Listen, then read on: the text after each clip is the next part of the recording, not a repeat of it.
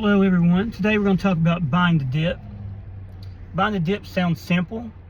Prices drop, you buy, it recovers, you win. That's the surface level version. Buying the dip is about structure. It's about understanding risk, liquidity, and long-term compounding. If you do it correctly, volatility becomes an advantage. If you do it incorrectly, volatility becomes a costly expense. We're going to go over step by step the right way to buy the dip and other factors that go into investing. Before allocating capital, you need clarity. There are three primary types of price declines. First, there's the broad market pullbacks. For example, when the S&P 500 declines 10 to 20%, or when NASDAQ Composite enters correction territory. There's things you have to pay attention to. The key factors are interest rate shifts, liquidity tightening, inflation concerns, and policy uncertainty. In many cases, earnings remain intact. The decline is valuation compression, not business issues. Mainly, a cyclical drawdown is healthy. It's just part of a natural process. We have to look at a few key things to remember. There's sector rotation, where capital moves. Technology outperforms for say 2 years, then capital rotates into energy, finances, or industrial. Prices fall in one sector, not because businesses are failing, but because capital is rebalancing. That's not always risk. Sometimes it's simple reallocation. Always remember that discipline is the key. If a company drops 25% after earnings, always ask, did guidance change materially? Has leverage increased? Is free cash flow deteriorating? Is there a competitive disruption?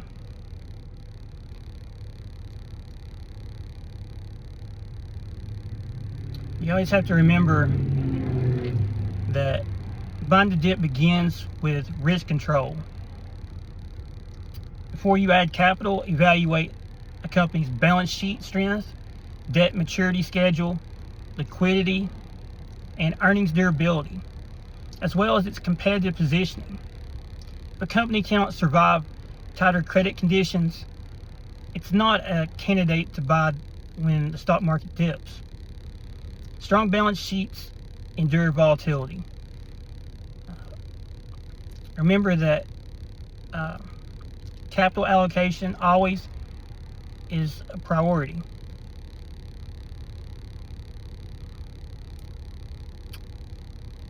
Next, you have to remember that when buying the dip, it's best to buy companies that have moats, have a strong edge. And you also have to remember that buying the dip is a great opportunity when done correctly. You've got to ask yourself, are credit spreads widening?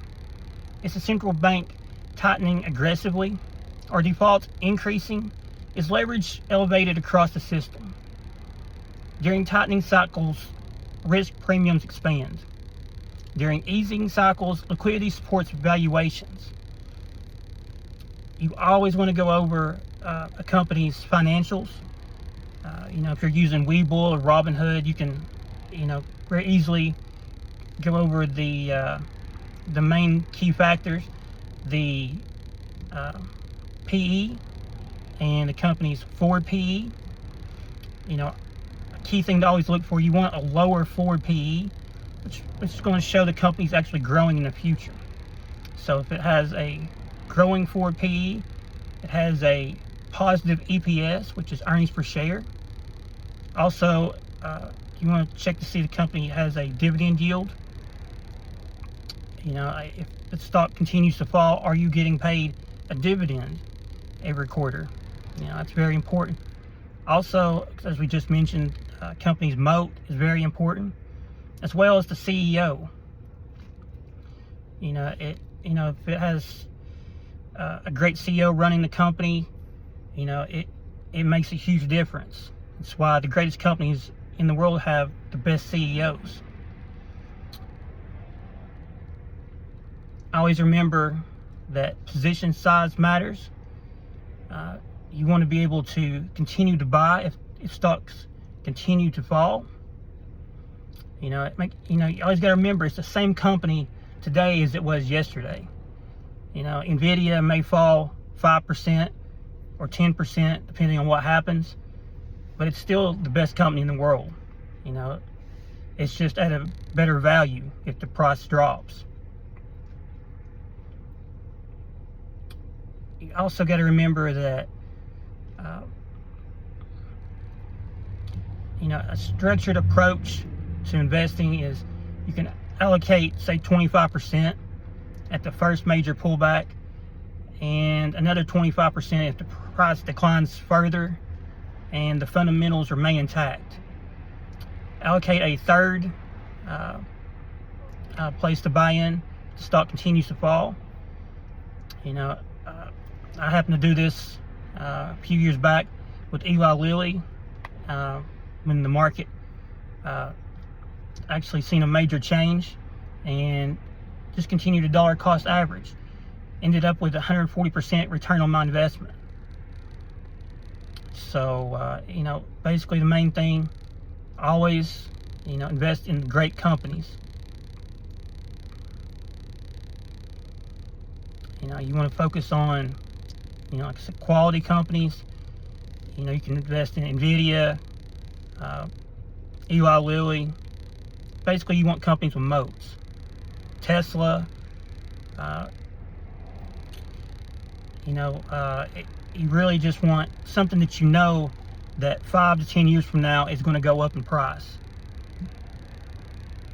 You want to look for consistent revenue growth, a strong return on invested capital, manageable debt levels, free cash flow generation, and competitive advantages.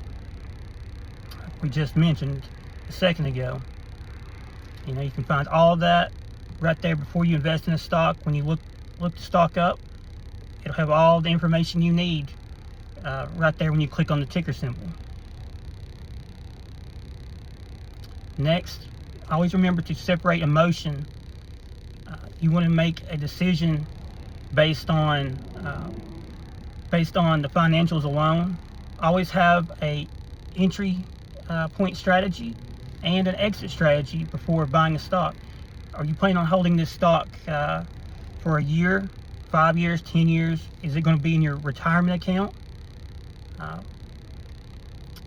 Always take your time, make the right decision, and always prepare to hold this company 5, 10, 20 years. Just remember, the stock market is positive sum. Also, if a company has intrinsic value or has not changed materially and prices declines, that means you're expected long-term increases. So basically, if the stock happens to fall 50% during a recession, you choose the best company in the sector. You say you want to buy JP Morgan or Goldman Sachs.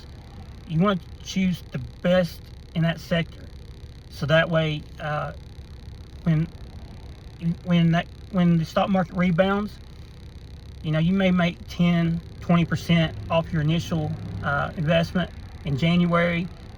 Then when the market happens to fall in, say, February, March, as it continues to decline, you're actually making larger gains.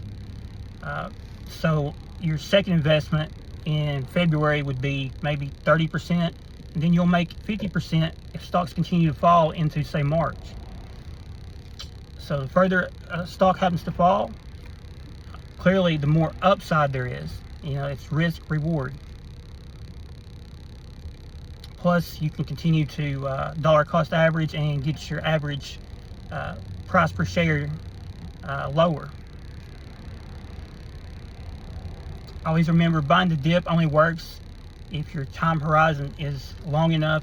You never want to invest needing the money back in, say, a month, 6 months, or even a year. You want to think long term. Always remember, short-term volatility is unpredictable. Long-term earnings growth is measurable. If you need liquidity, like I said, short-term, that it could actually it could actually work against you. So that's how Visa and these other credit card companies make all their money. They use the interest off of that to make a fortune. So you always want the compound effect working for you. Remember that compounding requires uninterrupted time. So patience is the key.